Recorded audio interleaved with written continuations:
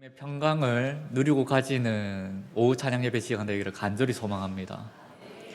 담임 목사님도 여러 번 찝으셨는데 제가 샬롬이라는 말과 그리고 누리고 가진다는 이 말을 참 많이 사용하는 것 같습니다.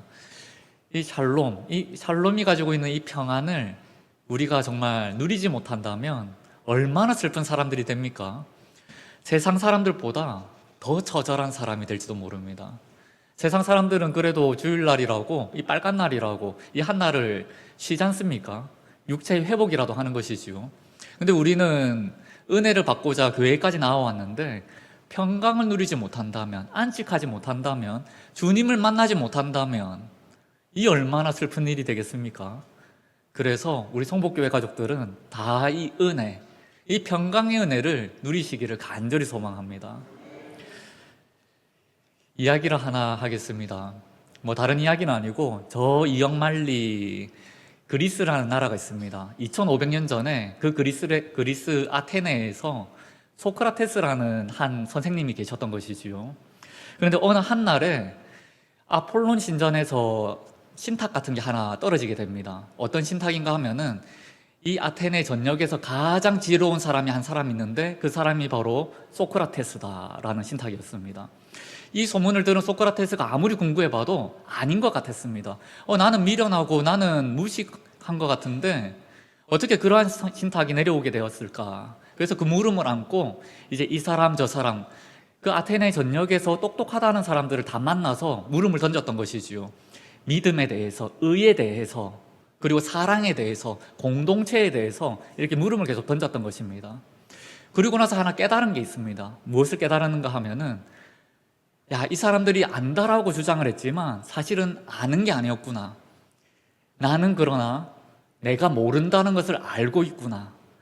세상 사람들은 안다라고 자신하지만 모르고 있던 그것을 나는 모른다라는 것을 알고 있으니까 그거 하나만큼 다르구나라는 것이지요. 그것을 깨달았던 사람입니다. 무지에 대한 것.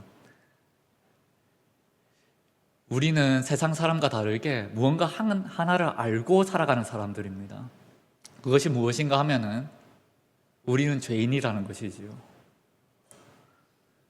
세상 사람들과 우리를 놓고 봤었을 때 크게 다름없을지도 모릅니다. 우리라고 해서 뭐 별반 다르겠습니까? 하루 3끼 먹어야 되는 것이고 하루에 한 8시간은 또 숙면을 취해야지 건강하게 살 수 있는 것입니다. 우리가 뭔가 뭐 귀가 뭐 2개가 더 달려있다든지 팔이 4개라든지 그러지 않을 것입니다. 똑같은 외형과 똑같은 삶을 살아가는 것이지요. 그런데 세상 사람들은 자각하지 못하지만 우리는 자각하고 그 속에서 눈물을 흘리는 것이 하나 있다면 죄에 대한 인식, 죄에 대한 자각이라는 것입니다. 우리는 한 곳에 모여서 눈물 흘리는 죄인들이라는 것, 그것을 우리가 알고 있다는 것이지요. 오늘 본문에서 바울 사도는 우리에게 한 말씀 던져주십니다. 의인은 없나니 하나도 없다고. 우리의 가슴을 좀 미어 터지게 만드는 구절이라고 할 수가 있겠습니다. 그래도 이렇게 고백할 수 있지 않겠습니까? 나는 범법행위를 한 번도 해본 적이 없다. 나는 세상 앞에서 떳떳하다. 나는 그래도 나의 한평생 거짓말 없이, 거짓 없이, 그래도 진실하게 그렇게 살아왔노라라고. 성경에서 말하는 의로움이라는 단어는 이 헬라어로 디카이오스라고 표현이 되고 있습니다. 디카이오스. 이 말은 법정에서의 무죄함을 말하는 것이지요. 그런데 이 법정이라는 것이 어느 법정이겠습니까? 하나님의 법정을 이야기하는 되겠지요. 우리가 그날에 하나님의 법정 앞에 서게 됐었을 때에 우리는 정말 무죄하냐? 나는 정말 무죄하다라고 떳떳하게 고개를 들 수 있는 사람이 단 한 명이라도 설 수 있는지 아마 못 설 것입니다. 그래도 나는 교회 주일 예배 주일 성수 잘했고 내 평생의 주님을 찬양하였고 예배를 드렸지만 그럼에도 불구하고 그날에, 그 마지막 날에 주님 앞에서 눈물을 흘릴 수밖에 없는 존재가 우리라는 것입니다. 무죄함을 얻을 수 있는 이 단 한 명도 없다라는 것이지요. 그러한 존재입니다. 사실 오늘 본문은 제가 휴가 기간을 보내면서 제주도에서 이 본문을 가지고 한번 설교를 했습니다. 수요일에. 그래서 이 본문이 아닌 다른 본문을 가지고 설교를 해야겠다라고 마음을 먹었었는데 계속 한 국면에서 마음이 걸리는 것입니다. 제가 한번 읽어보겠습니다. 13절 말씀입니다. 그들의 목구멍은 열린 무덤이요 그 혀로는 속임을 일삼으며 그 입술에는 독사의 독이 있고, 뒤에 이어서 계속 그 죄의 드러남에 대해서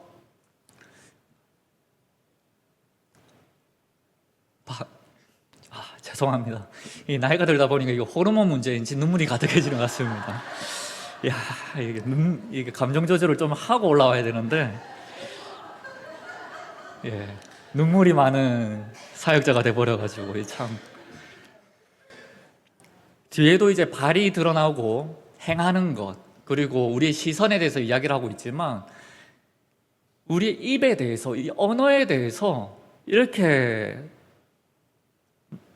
꼭 집어서 말씀하고 계시는 것이죠. 목구멍, 혀, 입술, 입. 이것이 주장하는 바가 무엇이겠습니까? 우리의 언어가 죄로 가득하다는 것입니다. 이 언어라는 것은 세계를 의미합니다. 우리가 세상을 살아가고 우리가 세계를 누리고 있는데, 이 세계라는 것이 언어라는 것이지요. 우리가 이 언어의 한계를 넘어가서 세계를 누릴 수 없는 것입니다. 우리의 삶을 더 풍성하게 누리기 위해서 우리가 무엇을 합니까? 공부라는 걸 하지요. 학습이라는 걸 합니다. 그 모든 학습과 공부라는 것이 따지고 보면 다 언어 학습이라는 것입니다. 근데 우리가 목구멍을 열어서 혀를 움직여서 내뱉는 그 한마디 한마디가 죄라는 것이지요. 그것을 바울 사도께서 짚고 계시는 것입니다. 이 말씀 앞에서 저는 무릎 꿇을 수밖에 없었습니다. 얼마나 부끄러운지. 우리가 인생을 살아오면서, 특히 신앙생활 하면서 율법이란 걸 알게 되고 말씀이라는 것을 우리가 알게 되다 보니까 우리 주변에 있는 사랑하는 형제 자매들의 삶 가운데서 티끌들을 많이 발견하게 됩니다. 그래서 우리는 한마디 한마디를 건네게 되는 것이죠. 그걸 고쳐야 한다고. 바로 믿는다는 것이 무엇인지, 사랑이라는 게 무엇인지 우리 입술을 열어서 전달할 때가 있는 것입니다. 그런데 그 가운데서 우리 자신이 안고 있는 들보는 왜 이렇게도 발견하지 못하는지요. 사실 내가 살아가고 내 입술에 두고 모든 언어들이 너무나도 처참하다는 것을 우리가 자각해야 된다는 것입니다. 우리의 언어가 정결하지 못하면 우리의 말 가운데서 어떻게 생명이 꽃필 수가 있겠습니까? 말이라는 것이 재밌는 것이 숨결에서부터 시작되는 것입니다. 호흡이 있지 않으면 말이라는 것이, 음성이라는 것이 나아갈 수가 없는 것이지요. 내가 어떤 한마디를 하기 위해서는 들숨이 있어야 되는 것이고 또 날숨이 또 있어야 되는 것입니다.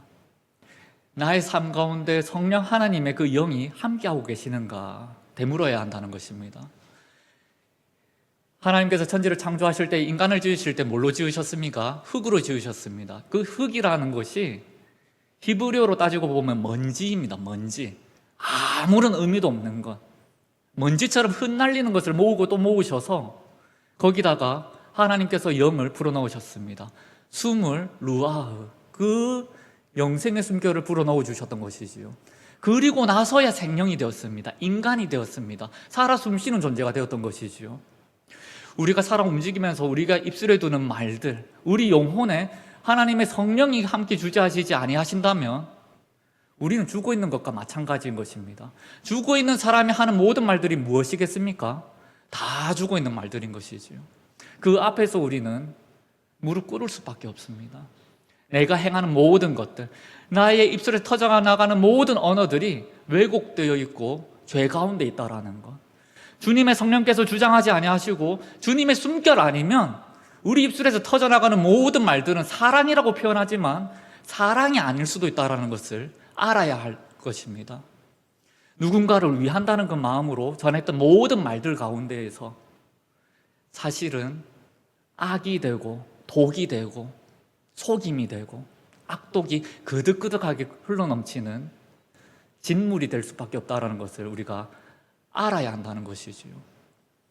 그리고 우리의 발길이 있습니다. 우리는 행함으로서 살아가는 것이지요. 만약에 우리가 걸어가지 아니하고 행동하지 아니한다면 그 사람은 시체라고 표현할 것입니다. 죽어 있는 것과 똑같을 것입니다. 살아있는 게 아닌 것이지요.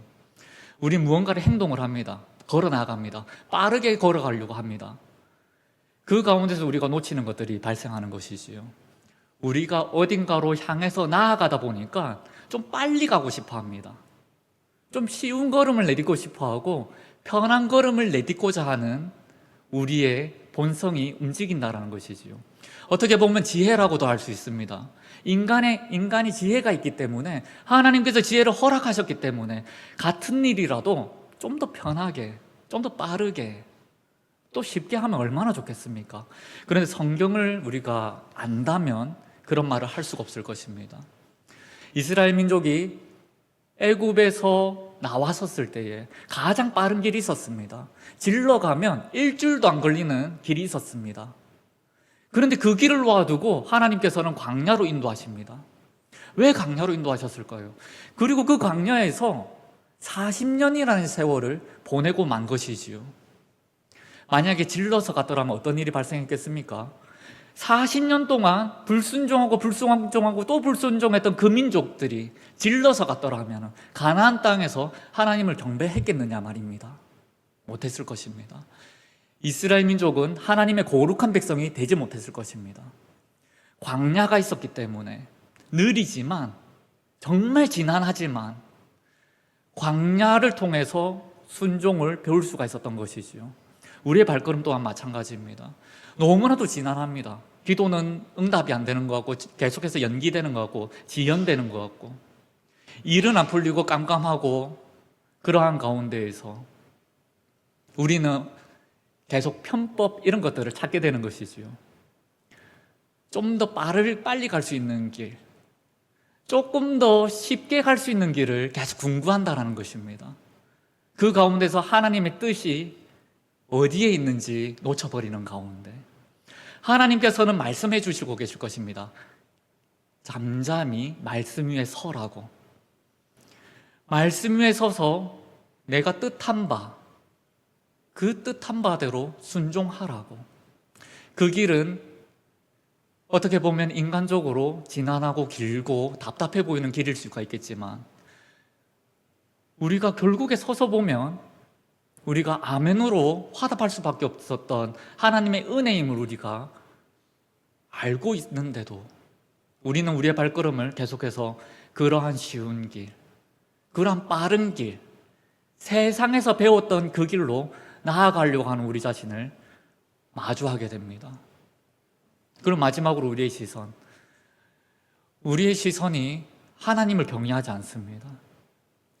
하나님을 경외한다고 하면서도 우리의 시선은 곧잘 세상의 관점으로 교회를 바라보게 되고 교회의 일들을 풀어나가는 우리 자신들을 만나게 된다는 것이지요.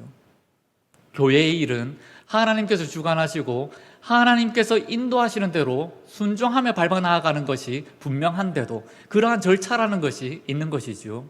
그런데 하나님의 적법한 절차, 말씀이 이끄시는 대로가 아니라 세상이 말하는 대로, 세상이 주장하는 대로, 세상에서 우리가 배운 대로 우리의 시선을 놓고 그렇게 신앙생활을 하는 우리의 모습을 우리가 너무나도 쉽게 발견한다는 것입니다. 믿는다고 고백하면서도 그렇습니다. 믿지 아니하는 이들은 할 말이 없겠죠. 그러나 더더욱 더 할 말이 없어지는 것은 믿는 우리인데도 불구하고 그렇다는 것입니다.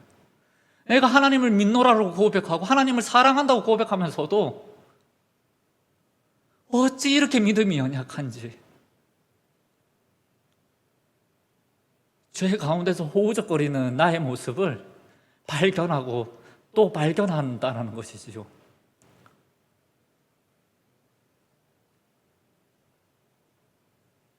그러나 그 발견하기 위해서는 율법이라는 것이 필요합니다. 사실 율법 앞에 우리가 서지 아니하면 너무나도 두렵게도 우리는 죄를 지어가면서도 그게 죄인 줄 알지 못하는 가운데 살아갑니다. 나의 시선은 세상을 쫓아가고 나의 발걸음은 악독으로 가득 차고 내 입술에 온갖 독사의 말을 담고 있음에도 불구하고 모른다는 것입니다. 모릅니다. 그래서 우리는 율법이라는 것이 필요합니다. 구약 성경에는 600하고도 13가지의 율법이 있었습니다. 그 율법이 드러내는 것이 무엇이겠습니까? 너는 할 수 없다. 너는 죄인이라는 것입니다. 하나님 앞에서 의를 내세울 수 없는 죄인이라는 것이지요.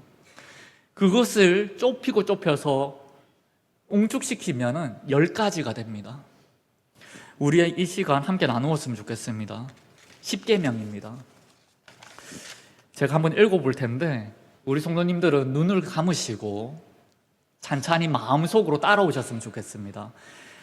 출애굽기 20장 1절부터 17절까지의 말씀, 제가 천천히 따라 나아갈 텐데 우리 성도님들은 귀로 들으시면서 마음으로 함께 따라가 주셨으면 좋겠습니다. 10계명 주님의 말씀을 받겠습니다. 하나님이 이 모든 말씀으로 말씀하여 이르시되 나는 너를 애굽 땅 종되었던 집에서 인도하였네. 내 하나님 여호와니라. 너는 나 외에는 다른 신들을 내게 두지 말라. 너를 위하여 새긴 우상을 만들지 말고 또 위로 하늘에 있는 것이나 아래로 땅에 있는 것이나 땅 아래 물속에 있는 것에 어떤 형상도 만들지 말며 그것들에게 절하지 말며 그것들을 섬기지 말라. 나 내 하나님 여호와는 질투하는 하나님인즉 나를 미워하는 자의 죄를 갚되 아버지로부터 아들에게로 3, 4대까지 이르게 하거니와 나를 사랑하고 내 계명을 지키는 자에게는 1000대까지 은혜를 베푸느니라. 너는 내 하나님 여호와의 이름을 망령되게 부르지 말라. 여호와는 그의 이름을 망령되게 부르는 자를 죄 없다 하지 아니하리라. 안식일을 기억하여 거룩하게 지키라. 엿새 동안은 힘써 내 모든 일을 행할 것이나 일곱째 날은 내 하나님 여호와의 안식일인즉 너나 내 아들이나 내 딸이나 내 남종이나 내 여종이나 내 가축이나 내 문 안에 머무는 객이라도 아무 일도 하지 말라. 이는 엿새 동안에 나 여호와가 하늘과 땅과 바다와 그 가운데 모든 것들을 만들고 일곱째 날에 쉬었음이라. 그러므로 나 여호와가 안식일을 복되게 하여 그날을 거룩하게 하였느니라. 내 부모를 공경하라. 그리하면 내 하나님 여호와가 내게 준 땅에서 내 생명이 길리라. 살인하지 말라. 간음하지 말라. 도둑질하지 말라. 내 이웃에 대하여 거짓 증거하지 말라. 내 이웃의 집을 탐내지 말라. 내 이웃의 아내나 그의 남종이나 그의 여종이나 그의 소나 그의 낙이나 물은 내 이웃의 소유를 탐내지 말라. 아멘. 10계명입니다. 부끄러울 따름입니다. 10계명조차도 우리는 잘 지켜나가지 못합니다. 예수님께서는 이 10계명을 다시 한 번 더 2가지 계명으로 완성해 주셨습니다. 무엇이겠습니까? 완성해 주셨기로 하나님을 경외하는 것이 먼저고 둘째는 내 이웃을 내 몸같이 사랑하라는 것이지요. 이 계명 앞에 우리가 설 때에 내가 얼마나 끔찍한 죄인인가가 드러나게 되는 것입니다. 하나님을 경외하지도 못하고 이웃을 사랑하지도 못하는 나의 이 추악한 존재, 얼마나 끔찍한지요.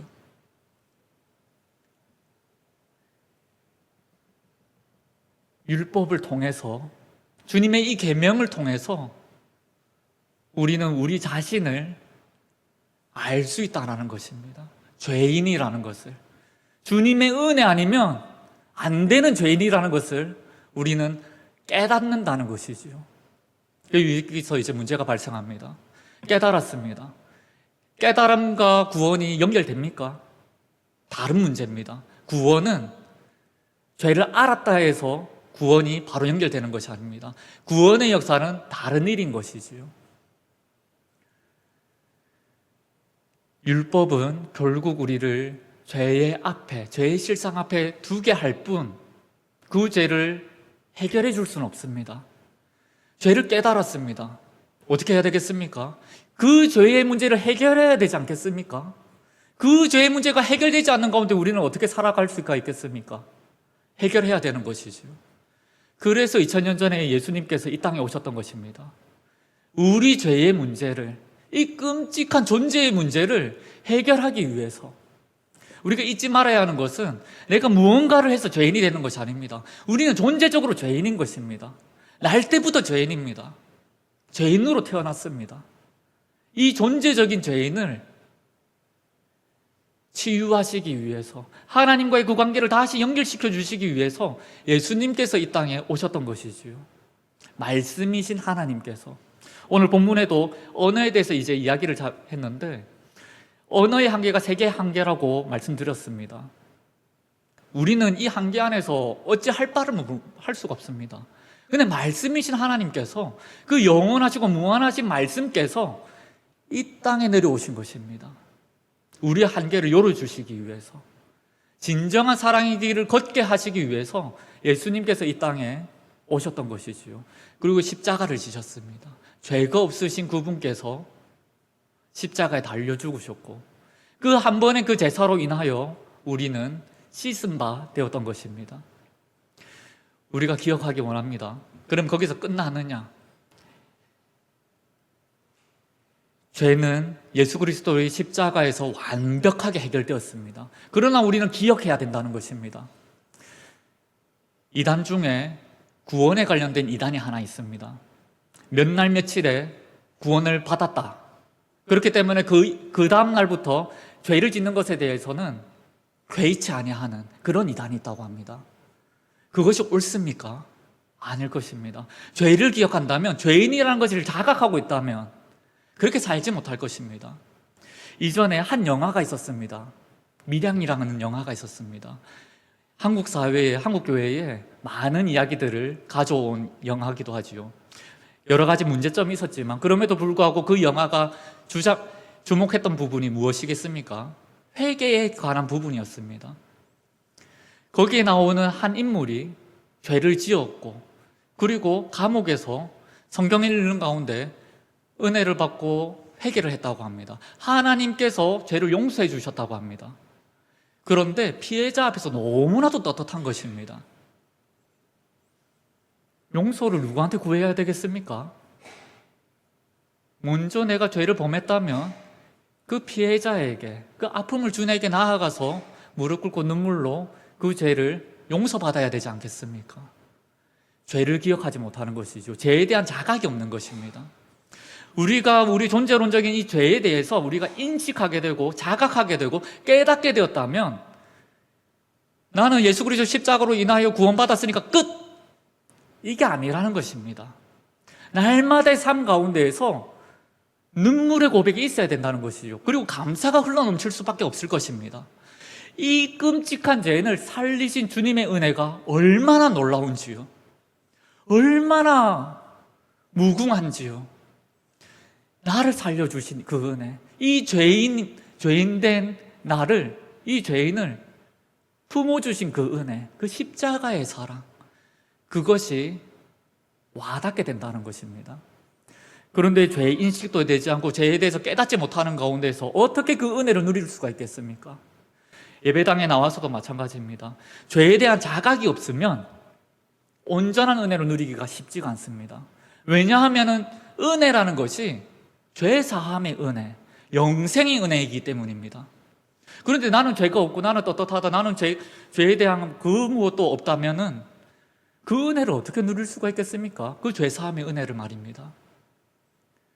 그래서 우리는 언제나 말씀 앞에 서 나아가야 하는 것이고, 말씀 앞에 설 때에 다가오시는 하나님의 꼬집으심, 성령 하나님의 그 조명을 받으셔야 하는 것입니다. 아파도, 미어 터져도 그 성령 하나님의 조명을 피하지 아니하시고 받으셨으면 좋겠습니다. 날마다의 삶 가운데서 이 끔찍한 죄인을 살려주신 주님의 은혜를 고백하셨으면 좋겠습니다. 먼저는 죄 고백, 죄에 대한 깨달음, 그리고 그 끔찍한 죄의 구덩이에서 건져주신 주님의 은혜에 대한 감사, 이거는 흔들리지 아니할 것입니다. 우리 성복교회 모든 지체들이, 모든 성도님들이 이 은혜를 누리셨으면 좋겠습니다. 예배 자리에 나와서 그 놀라운 은혜, 그 살려주신 은혜, 그 죄사함의 은혜 누리셨으면 좋겠습니다.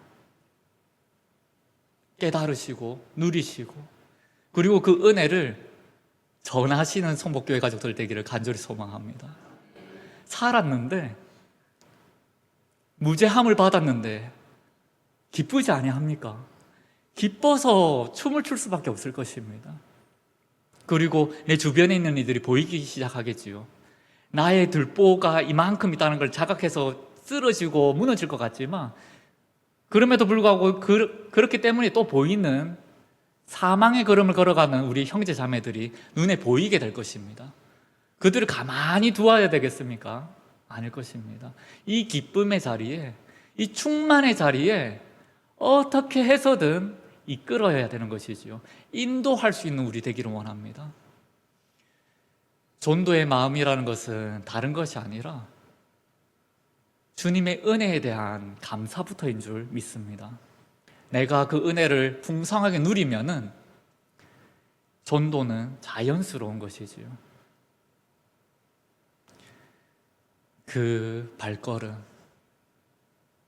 우리가 행하는 모든 것들은 죄악의 발걸음일 수밖에 없지만, 그럼에도 불구하고 성령께서 인도해 주시는 그 또 다른 발걸음, 그 성화의 발걸음을 걸어가시는 우리 가족들 되기를 간절히 소망합니다. 기도하겠습니다.